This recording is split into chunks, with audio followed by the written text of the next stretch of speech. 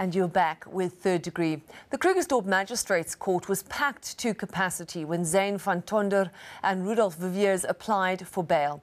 The Muslim community were there in numbers to ensure that justice was served. They demanded that both accused be denied bail. The first court appearance of two suspects following the death of Mohammed Kazi. The family waited anxiously. The local Muslim community gathered in front of the Krugersdorp Magistrates Court. The identity of the two accused would finally be revealed. But then a shock move. The public were barred from proceedings, told an ID parade was needed before faces could be published. The community were outraged. The case was postponed for a week.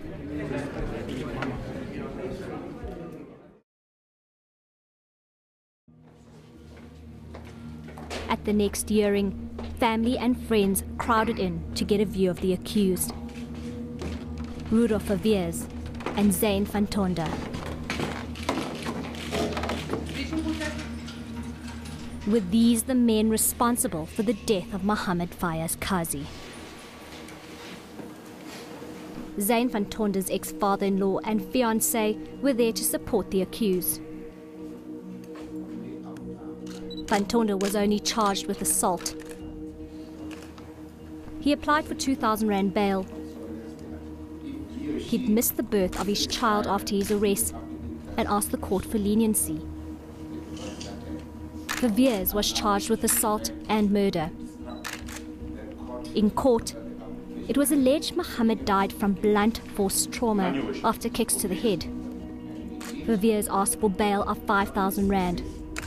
He said he had no passport to leave the country, he was the sole breadwinner, and looked after his ill 62-year-old mother. He denied any racial intention.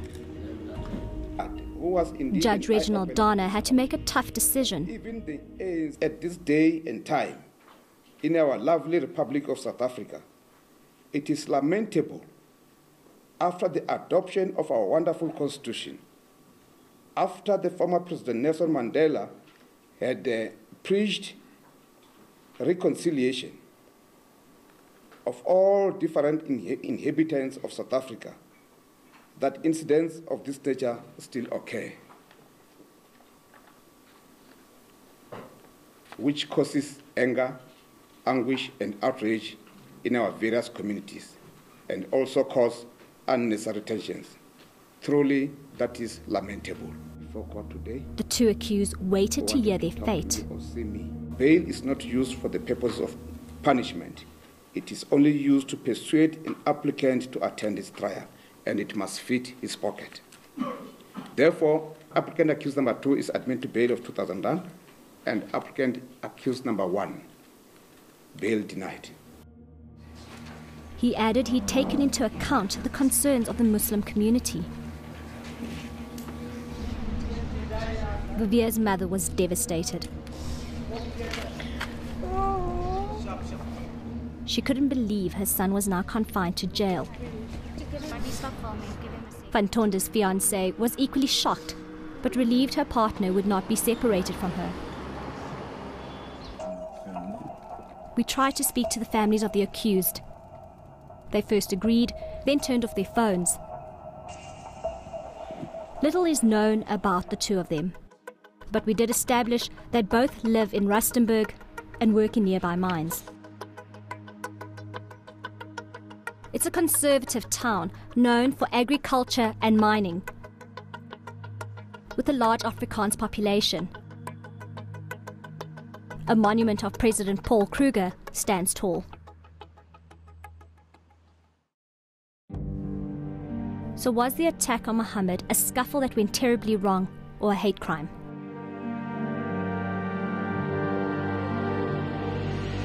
Local Muslims are adamant calling Osama Bin Laden is an extreme insult.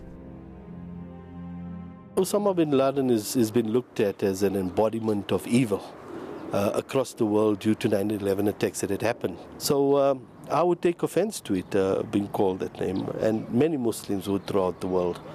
And It's an unjust tag that Osama Bin Laden had carried and the Muslim community of the world have to carry. I'm praying to God Almighty that this incident would be probably the last, that no other woman who wears the headgear will be harassed, no man that wears a beard will be taunted the way Mohammed Kazi was taunted, that he's a Bin Laden, he would die the death of a Bin Laden, that he's a coolie with a black beard. These things must stop immediately. It has been an isolated incident in terms of somebody losing their lives, but it's not an isolated incident in terms of women, veiled women, walking in the malls, visiting the ranch shows, where you see thousands of Muslims flocking through, being part of this culture of South Africa, the Rainbow Nation, where we've blended in so well, been victims of verbal abuse at many, many times, in many incidents reported, both at our local radio stations, at NGOs and so forth. So we have these things reported. The South African Human Rights Commission has received only 7 complaints relating to religious intolerance this year. A tiny number compared to complaints about racial grievances. Sajida saw the 2 accused for the first time on the news. Her husband's death, still an open wound. The first thought that ran through my head was, because I seen 2 of them, the first thing I thought was, which one was it? And then when that was confirmed to me, I thought to myself that he's such a big guy, you know, he's so strong, he has so much muscle, and the first thing was that my husband went through immense pain and begging and pleading for his life, and yet he didn't listen. In my heart, I just say to myself that a lesson needs to be taught, and that's the only thing that I have. I don't have a message of hatred for them, because nothing I do is going to bring my husband back to me. But I would love to see that justice be served in the harshest possible way, because there's no excuse for murder. Murder is murder. The trial resumes in November. Coming up, is there a way to overcome racial intolerance?